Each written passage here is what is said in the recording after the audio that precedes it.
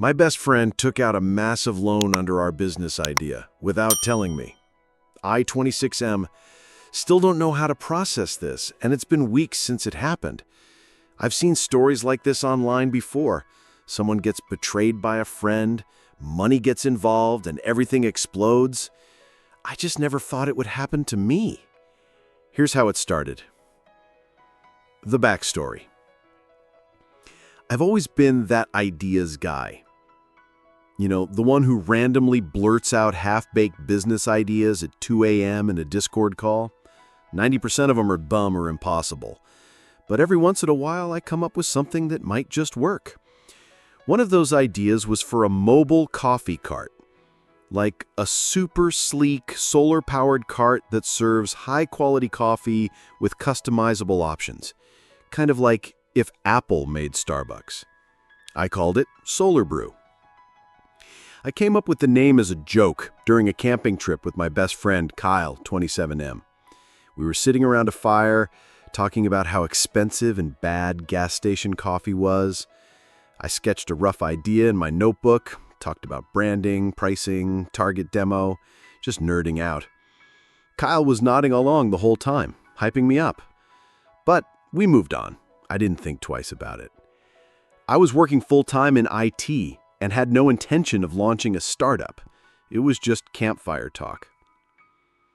The phone call that changed everything. Fast forward about 6 weeks, I'm in the middle of resetting someone the password at work when I get a call from Kyle. I send it to voicemail, then another and another. Finally, he texts, "Bro, I did something crazy. Call me ASAP." I step outside, heart racing. "Kyle, what's going on?" He's panting, excited. "Dude, I got the funding for SolarBrew." My heart stopped. "Wait, what? What are you talking about?" He goes off. He pitched our idea to a local small business fund, created a full deck, showed them my sketches, even made a prototype model with a 3D printer, and then he took out a $90,000 loan under both of our names. Only, I never signed anything. Wait, what do you mean you used my name?" He pauses. "Well, I had some documents from when we were roommates.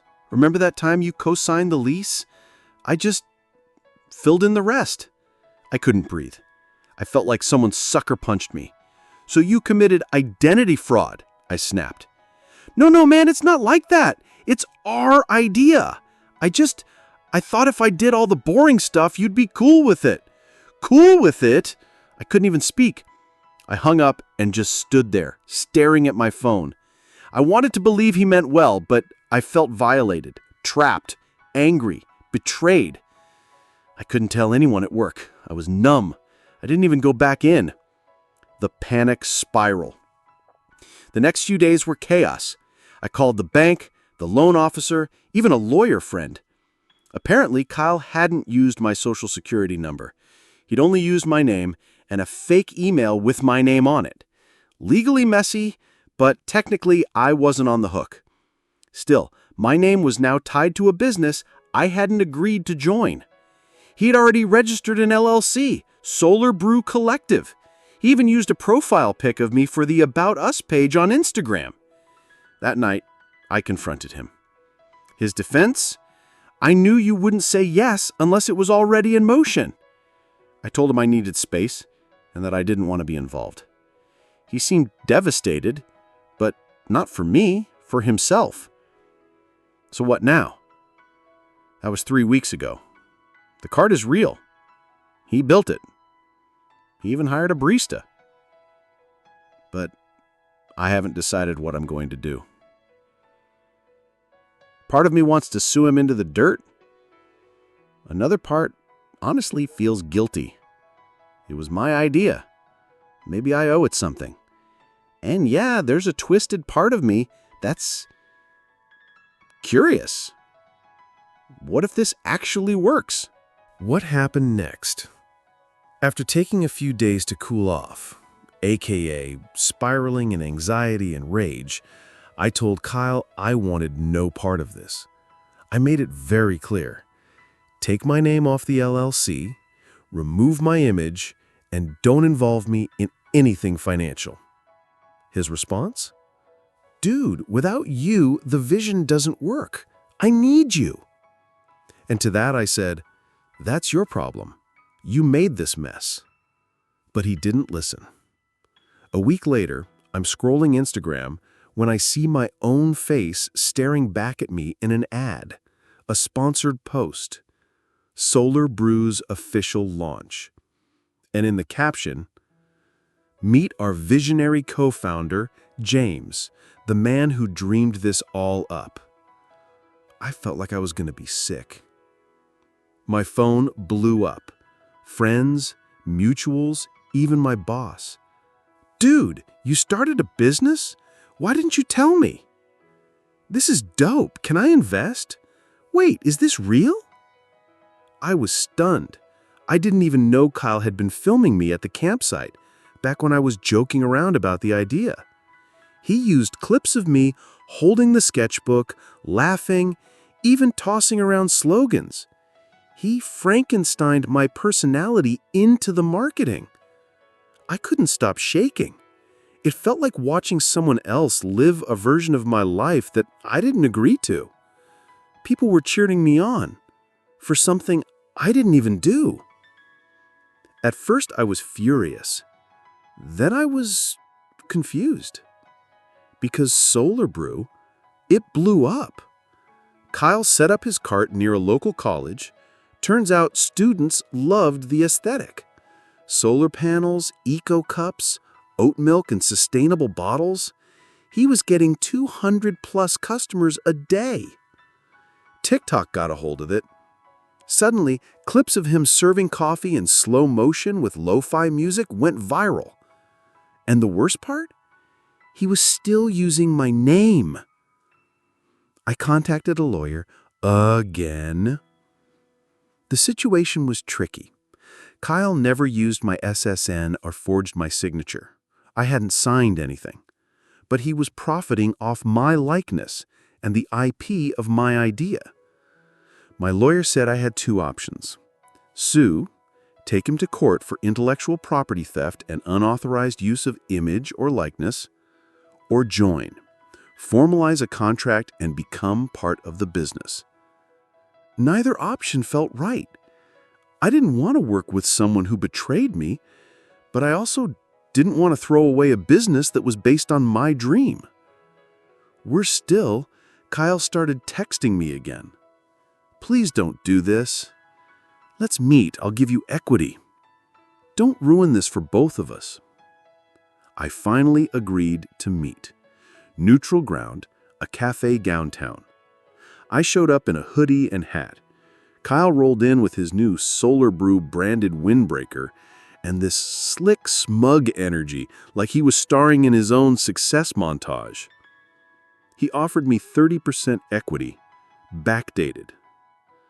I asked him why he didn't come to me first, why he thought stealing was easier than collaborating. He said something I'll never forget. You have ideas, I make them real. That's how this works. That hit me hard, because it wasn't just about SolarBrew. It was about how little he respected me. I told him to take down my image and remove my name from everything, immediately. If he wanted to buy my idea, we could talk licensing, but I wasn't his puppet. Kyle didn't argue. He looked scared for once. Here's the thing I didn't expect. Grief. I know that sounds stupid, but watching my dream come to life without me in it, it hurt. I had fantasized about this. The solar panels, the sustainable business model, the branding, it was mine. And now it wasn't. I wasn't jealous of the money. I was mourning the control, the trust, the friendship. Kyle and I haven't spoken since that day. He took my name and photo down. I haven't seen another ad featuring me. But SolarBrew is still booming. So where do I go from here? I don't know. I'm thinking of starting something on my own, maybe a new idea, maybe even another coffee concept, but this time with the lessons I learned from all this betrayal. I didn't expect to be writing this update. Honestly, I thought I could just move on and leave it all behind. Solar Brew, Kyle, the betrayal. But life doesn't work like that. The universe has a messed up way of pulling you back in. This is what happened in the months that followed. Even though Kyle took down my name and image, there were still dozens of clips of me in early promo materials floating around the internet. TikTok, YouTube, even a couple blog write-ups still called me the visionary co-founder. That wasn't just annoying, it was damaging. I got a cease and desist letter from a small startup I never worked for, saying I couldn't launch SolarBean, the small eco-coffee project I was quietly building on my own. Why? Because they thought I was still part of Solar Brew. The confusion was hurting my name in the local startup scene. So I finally went nuclear. I filed a formal suit against Kyle and Solar Brew for unauthorized use of likeness, IP theft, and reputational damage. It was ugly. He tried to settle, then he ghosted.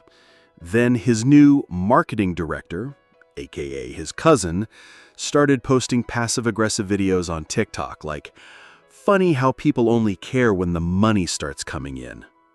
We both ended up hiring lawyers. The case didn't make it to court. He settled. I can't go into full details due to the NDA, but I can say this. I received a 5-figure payout. He legally acknowledged the idea came from me. He had to update all brand materials to exclude my name and likeness with a public clarification statement, which he hated doing. So, what happened to Solar Brew? Well, karma's a quiet beast. At first, everything looked perfect for them. Viral content, long lines, and even local TV coverage. But as hype cooled, cracks showed. Here's what I learned from people still in the coffee scene. Kyle overextended, opened 2 new carts too fast. He couldn't handle supply logistics. His green products weren't as sustainable as advertised. Reviews started calling it a gimmick rather than a real business. In short, the brand survived the legal hit, but not the operational collapse. By month 6, 1 cart shut down. By month 9, the website was offline. By the end of the year, Solar Brew was dead. I didn't celebrate. I didn't post, "I told you so." Honestly, I felt relief. It was like watching a ghost finally fade. I won't lie, losing Kyle as a friend still stings. We knew each other since freshman year. He was the guy I'd call at 2 a.m. when my car broke down, the guy who showed up with soup when I had the flu. And yet, he looked me in the eye and stole from me. That broke something in me. But here's what it also did. It woke me up. I learned how much value I actually bring. I learned how not to do business.